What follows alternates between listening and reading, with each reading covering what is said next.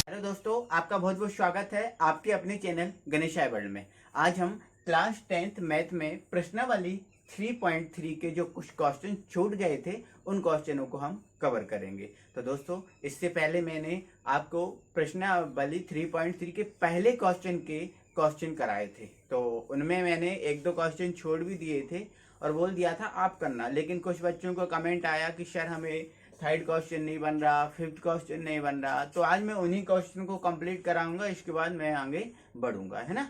तो प्रश्नावली 3.3 में हम प्रतिस्थापन विधि पढ़ रहे थे, है ना। तो प्रतिस्थापन विधि से हमने कुछ क्वेश्चनों को कंप्लीट किया था, तो इसको भी हमें प्रतिस्थापन से सॉल्व करना है। क्वेश्चन नंबर 3 है, तो आप इसको देखिए।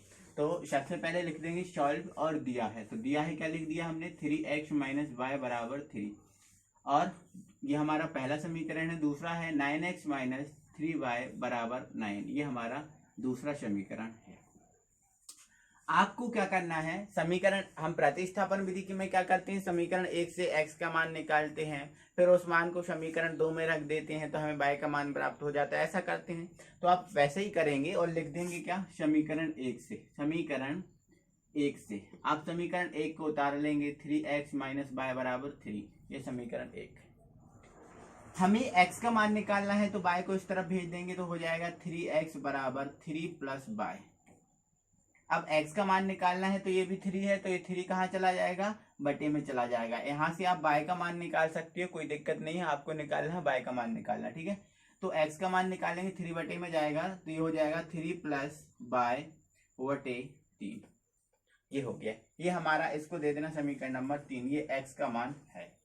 अब इस x के मान को समीकरण 2 में रख देंगे, है ना। तो क्या लिख देंगे, x का मान समीकरण 2 में रखने पर, तो आप समीकरण 2 को उतार लेंगे, 9x - 3y बराबर 9, ये हमारा समीकरण 2 है। x का मान रखना है, तो ये 9 आपका सेम रहा। अब x की जगह क्या रखना है, 3 + y अपॉन 3, तो ये लिख दिया 3 + y अपॉन 3 - 3y बराबर क्या हो गया, 9। तो 3 3 जा 9, है ना। तो 3 बार कट गया, फिर ये 3 बचा, तो अंदर गुणा कर देंगे, तो 3 × 9, इसका इसमें करेंगे तो क्या हो जाएगा 3y। अब माइनस का ये 3y और बराबर ये -9, तो माइनस से माइनस कैंसिल। अब क्या आ गया, 9 बराबर 9। हमें जिस x और y का मान निकालना होता है, उस x और y का मान निकल ही नहीं रहा। उस x और y का मान निकल ही नहीं रहा, मतलब वो तो यहाँ पर पूरा कट गया। आप यहाँ से y का मान निकाल के करते, तब भी ऐसी कोई कंडीशन आ जाती कि पूरा कट रहा, मतलब ये आगे सॉल्व नहीं हो रहा, आगे सॉल्व नहीं हो रहा। तो आप इसमें अंत में क्या लिख दोगे, अतः इसके हल ज्ञात नहीं किए जा सकते, हल ज्ञात नहीं किए जा सकते, क्योंकि अब देखो यहाँ से y कट गया। अब मान निकाले तो किसका निकाले, नहीं निकल रहा ना, सॉल्व ही नहीं हो रहा आगे, है ना। तो आप इसमें क्या लिख दोगे, अतः इसके हल ज्ञात नहीं किए जा सकते। आपको ध्यान रखना है, ये हमारा थर्ड क्वेश्चन है, इस टाइप से हमें सॉल्व करना है। आइए अब फिफ्थ वाला अंडर रूट वाला क्वेश्चन भी हम करा देते हैं आपको। क्वेश्चन नंबर फर्स्ट का फिफ्थ क्वेश्चन है, √2x + √2y बराबर 0, √3x - √8y बराबर 0। इसको हमें प्रतिस्थापन विधि से सॉल्व करना है।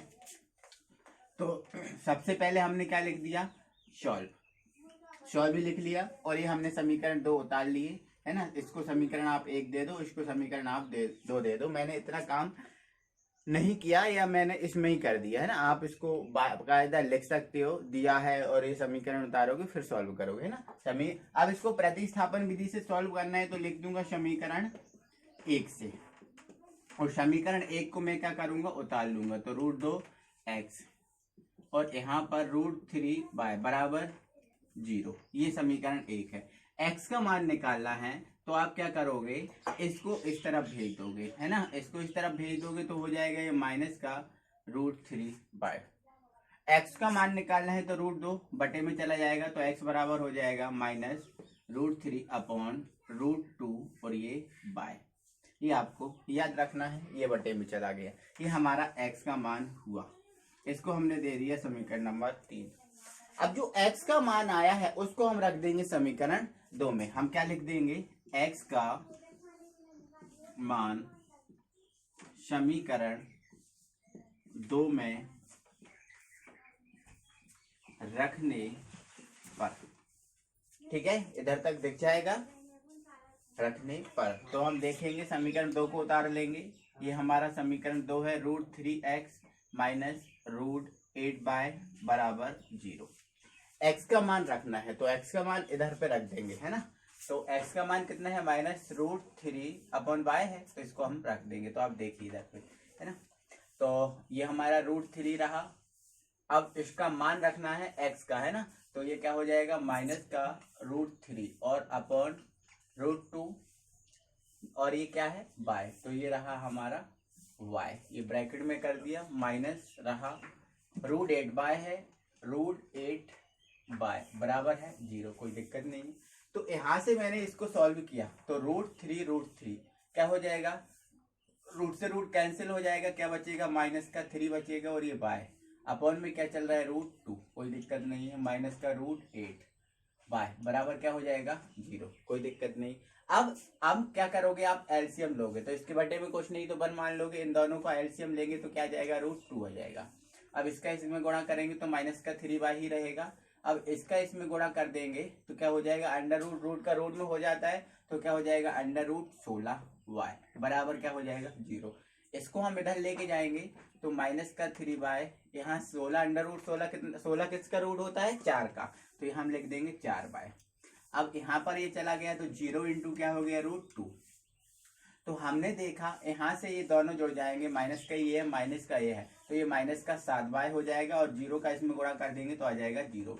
अब ये y का मान निकालेंगे तो ये बटे में जाएगा तो 0 बटा क्या हो जाएगा, -7। तो 0 में किसी का भाग करो, गुणा करो तो वो सब 0 ही होता है। तो y बराबर हमारा क्या आ गया, 0 आ गया। y बराबर हमारा क्या आ गया, 0 आया, क्योंकि इसमें इससे भाग देंगे तो 0 ही आना है ना। तो y का मान हमारा क्या आया, 0 आया। y का मान हम रख देंगे, y का मान हम समीकरण 1 में रख देंगे, है ना। तो आप क्या लिख दोगे, y का मान समीकरण 1 में रखने पर, रख दो आप समीकरण।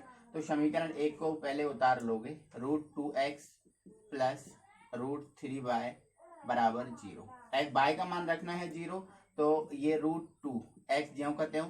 अब यहाँ पर हम 0 रख देंगे और 0 का हम इस 3 में गुणा करेंगे, √3 में, तो ये भी क्या हो जाएगा, 0 बराबर 0। तो √2x बराबर क्या हो गया, 0। अब x बराबर क्या हो जाएगा, 0 अपॉन √2, तो 0 में हम √2 का भाग देंगे तो 0 ही आएगा, तो x बराबर भी क्या आ गया, 0 आ गया, और y बराबर भी हमारा क्या है, 0 आ गया। ये हमारा आंसर है। चाहो तो आप दोस्तों ऐसा कर सकते हो, जैसा हम नियम में करते हैं, जो y बराबर 0 आया है उसको आप समीकरण 3 में रख दो। किस में रखो, समीकरण 3 में रख दो। इसमें समीकरण 3 में रख देंगे हम, तब भी हमारा मान आ जाएगा, क्योंकि यहाँ पर ये y का मान 0 है, तो 0 का इसमें मल्टीप्लाई कर देंगे तो पूरा क्या हो जाएगा, 0 हो जाएगा। इस प्रकार से हमारा ये 5th क्वेश्चन कंप्लीट हुआ। तो हमारा पहले क्वेश्चन के जितने क्वेश्चन थे वो सभी क्वेश्चन कंप्लीट हो गए। अब हम करते हैं दूसरा क्वेश्चन। हमारा दूसरा क्वेश्चन है 2x प्लस 3y बराबर 11 और 2x माइनस 4y बराबर -24 को हल कीजिए और इसमें m का वह मान ज्ञात कीजिए जिसके लिए y बराबर mx प्लस 3। मतलब दोस्तों आपको कुछ नहीं करना है, ये जो आपको जो समीकरण दिख रहे हैं ना, इनको प्रतिस्थापन विधि से हल करना है, और जो x और y के मान निकलेंगे और x और y के मान को उठा के इसमें रख देना है, तो आपको m का मान प्राप्त हो जाएगा। कुछ भी नहीं करना है ना। तो आप सबसे पहले लिखेंगे, दिया है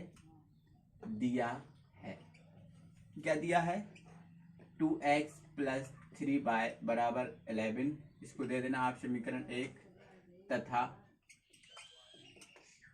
2x माइनस 4y बराबर -24, इसको आप समीकरण नंबर 2 दे देना।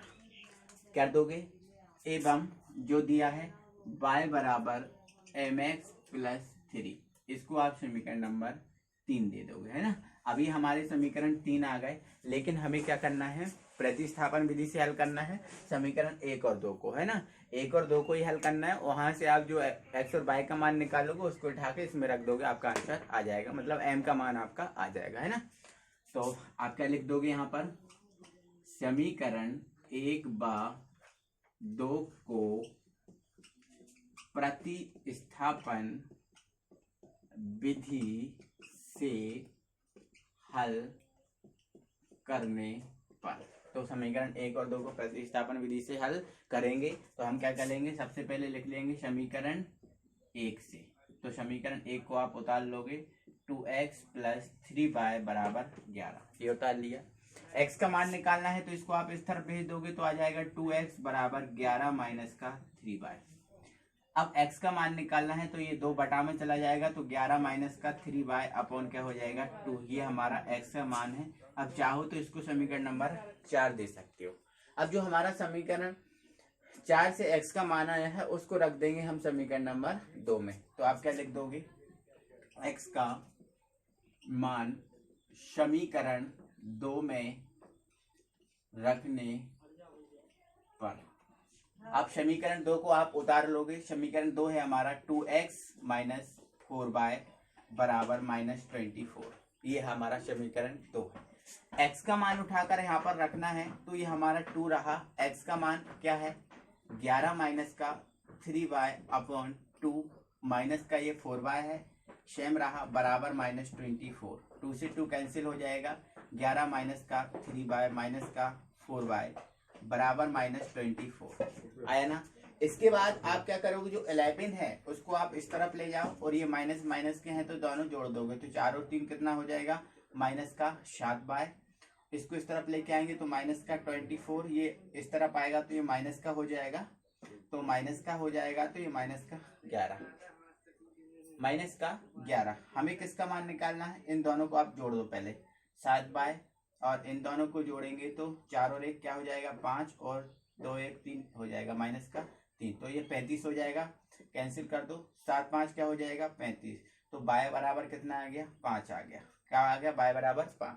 जो y का मान 5 आया है उसको रख दो समीकरण नंबर 3 में, तो उसको मैं यहाँ पर सॉल्व करूंगा। तो लिख दूंगा y का मान समीकरण 3 में रखने पर, है ना। तो समीकरण 3 को आप उतार लोगे, x = 11 - 3y/2, तो x ये 11 रहा, ये 5 रखना है तो 5 दिया क्या हो जाएगा 15 हो जाएगा, कितना हो जाएगा 15 हो जाएगा, और ये /2, 15 में से 11 को घटा दो आप, कितना बचेगा, घटाओ 11 को 4 बचेगा, है ना। तो 4 बचेगा /2, ये माइनस का 4 बचेगा, आपको ध्यान रखना है, तो 2 दूनी 4 हो जाएगा। तो x बराबर क्या हो जाएगा -2, यहाँ 2 दूनी 4 हुआ ना, 2 दूनी 4, ये माइनस है, तो x बराबर क्या हुआ हमारा -2।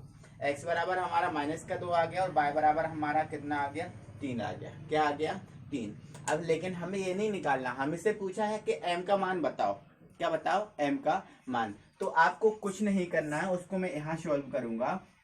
आपको कुछ नहीं करना, आपको ये लिखना है x y के मान समीकरण 3 में रखने पर, और समीकरण 3 जो है आपका उतारो। समीकरण 3 क्या है, y = mx + 3, ये हमारा समीकरण 3 है।